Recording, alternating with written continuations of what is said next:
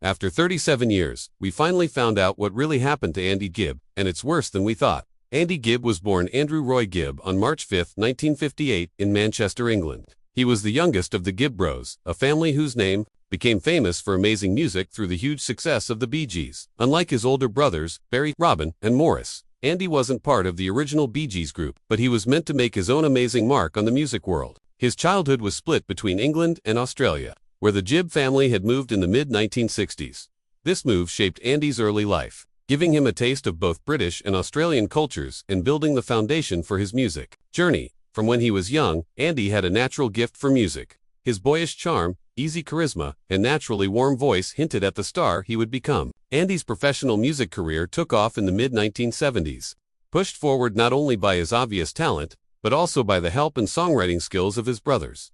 His first album, Flowing Rivers, in 1977, gave him 2 number-1 hits in the United States, I Just Want to Be Your Everything and Love is Thicker Than Water. These successes were more than just chart toppers. They were catchy, heartfelt pop songs that captured the romantic spirit of that time and made Andy loved by millions of fans around the world.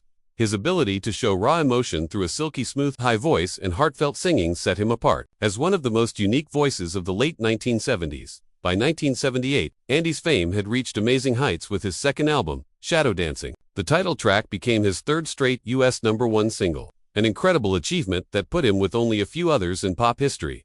He suddenly became a teen heartthrob, loved not only for his music but for his striking good looks and friendly personality. Andy's quick rise to fame came with high-profile TV appearances, including guest spots on Solid Gold, The Love Boat, and even co-hosting the American TV series Solid Gold.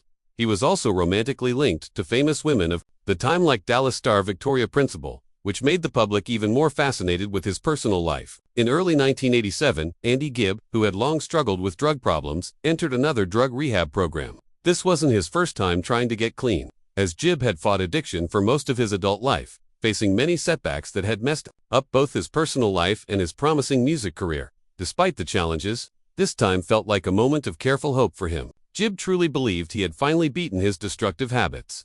Feeling a new sense of determination and clarity, he imagined a fresh start, not just personally, but professionally, and began actively planning his return to the music industry, with the goal of getting back the success that had once seemed almost guaranteed. His focus now was on getting a recording contract that would let him release a new album in 1988, showing a possible comeback after years of inconsistent music releases and public struggles. By June 1987, Gibb returned to the recording studio with a mix of excitement and careful hope, fully knowing that this might be his last chance to secure his place in the music world. During these sessions, he recorded 4 new songs, pouring his emotions, experiences, and artistic feelings into the tracks. Among these was a powerful song called Man on Fire, which captured the intensity of his inner struggles and his drive to overcome them. Although Gibb wouldn't live to see its official release, Man on Fire later came out after his death in 1991 as part of a Polydor Records collection, giving fans a touching glimpse into what might have been a comeback career. Another track from these sessions, Arrow Through the Heart, became historically important as the last song Gibb ever recorded. This song, which carried deep emotional weight and haunting lyrics, was later featured on an episode of VH1's popular series Behind the Music. It was finally released decades later, in November 2010, on the Bee Gees Mythology 4-disc box set, letting listeners connect with the final chapter of Andy Gibb's musical journey. These tracks weren't solo efforts, they were deeply collaborative works co-written with his brothers, Barry and Morris Gibb. The 3 siblings had shared a unique musical bond since childhood, and their collaboration here was both proof of their lasting family ties and a reflection of the trust and creative connection they had developed over years of working together. The songs were first captured as demo recordings with engineer Scott Glasgow, whose technical skills helped preserve the emotional details and raw quality of Gibb's performances. These demos eventually reached Clive Banks, an executive from the English branch of Island Records, who recognized the potential in Gibb's renewed artistry. While Andy Gibb never officially signed a recording contract during this time, the label had real plans to release his music, including a single scheduled for spring in Europe, followed by another single that summer, with the album itself to be released after that. This planned strategy showed the industry's belief in his commercial appeal and hinted at the possibility of a full-scale comeback, an opportunity that tragically Gibb would never live to see. Among Andy Gibb's impressive contributions to the pop music charts were several unforgettable hits that secured his place in music history. Besides his earlier chart toppers, his other top 10 hits included the upbeat and romantic and Everlasting Love. a Barry Gibb written track that perfectly blended soft rock and disco elements, connecting deeply with his fans. There was also The Passionate and Yearning Desire, a song that showed Andy's ability to put emotion into every note, and Our Love Don't Throw It All Away, a tender ballad that became an anthem for lovers dealing with fragile relationships. These songs cemented Andy's reputation, not only as a teen idol, but also as an artist capable of showing both the joy and pain of love. Through his music, his talent didn't go unnoticed by the industry. At the 20th Annual Grammy Awards, Andy's musical achievements were formally recognized with 2 Grammy Award nominations. An extraordinary feat for such a young artist at the time. These nominations placed him alongside some of the most celebrated performers of the late 1970s, proving that his artistry wasn't just the product of his famous family name, but a reflection of his own skill and charisma. In addition to Grammy nods, Andy also earned nominations for 2 American Music Awards, proof of his widespread popularity among audiences and critics alike in the United States. Andy's appeal went beyond his voice and melodies. He was also admired for his physical charm and boyish good looks. Years later, he would be placed at number 82 on VH1's list of the 100 sexiest artists, a recognition that showed his status as a heartthrob whose magnetic presence was as powerful on stage as it was on television and in photographs. However, despite his overwhelming popularity in the US, Andy struggled to repeat the same level of success in his native United Kingdom. In Britain, he managed only one top 10 hit, An Everlasting Love.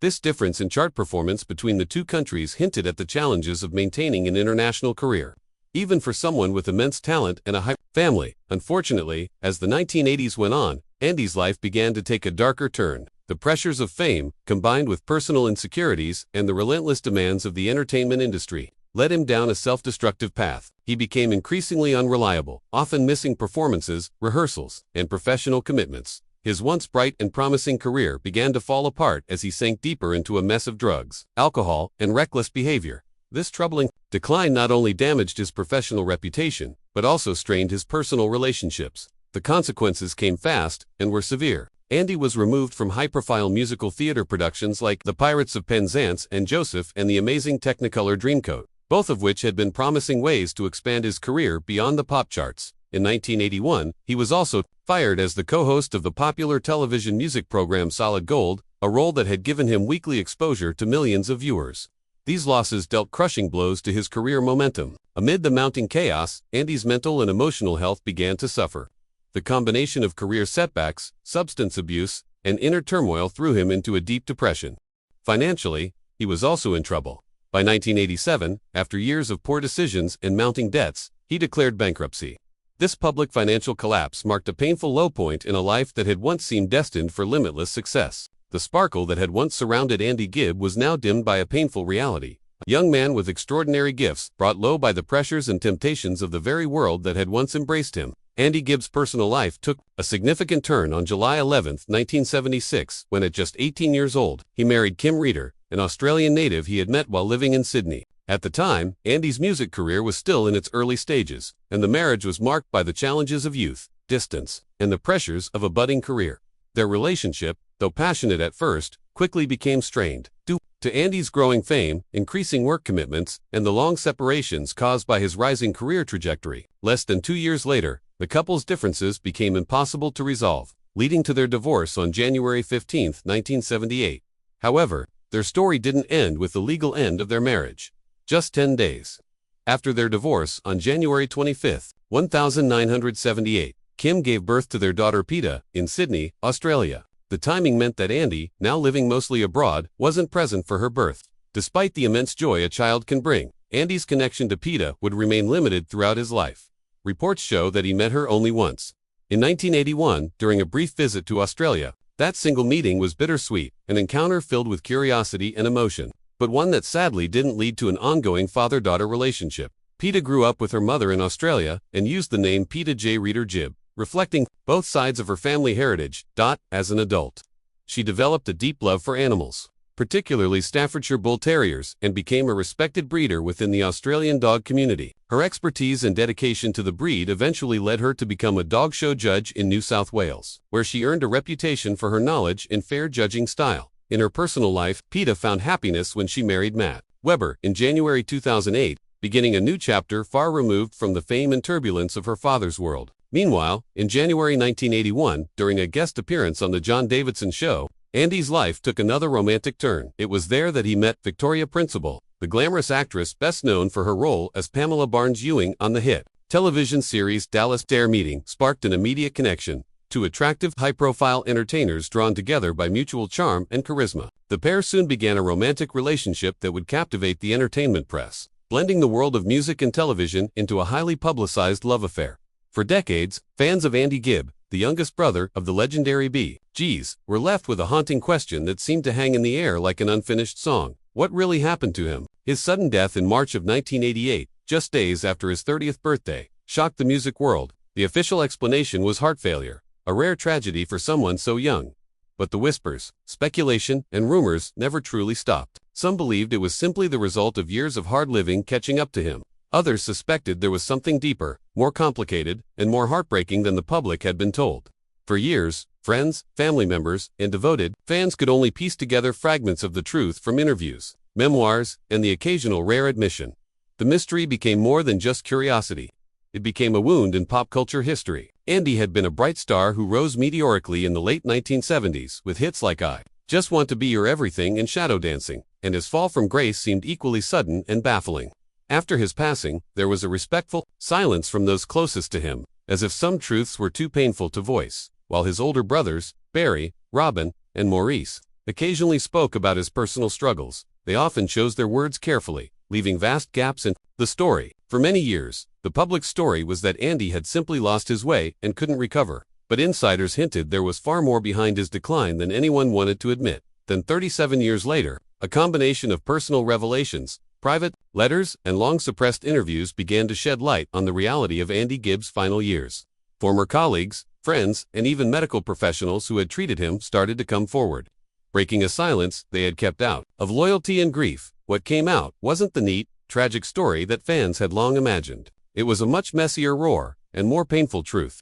His health problems, once believed to be entirely caused by years of substance abuse, were far more complicated, involving not only the damage of past addiction, but also severe emotional and mental health struggles that had been misunderstood or ignored in an era when such issues carried heavy shame. Perhaps most shocking of all was the revelation of how close Andy had come multiple times to making a full comeback, not just professionally, but in his personal health and happiness. There were periods in the years before his death when he was sober, writing new songs and speaking enthusiastically about the future. But those moments were fragile, easily shattered by loneliness, the crushing pressure of living in the shadow of his famous brothers, and unresolved heartbreak from relationships that had ended badly. The mystery wasn't a single event or sinister conspiracy. It was the accumulation of years of quiet suffering, misdiagnosis, and emotional wounds that never fully healed. When the full story finally came out, it was worse than fans imagined. Not because of scandal or shocking secrets, but because it revealed just how preventable Andy's death might have been if the understanding, resources, and medical support available today had existed in the 1980s.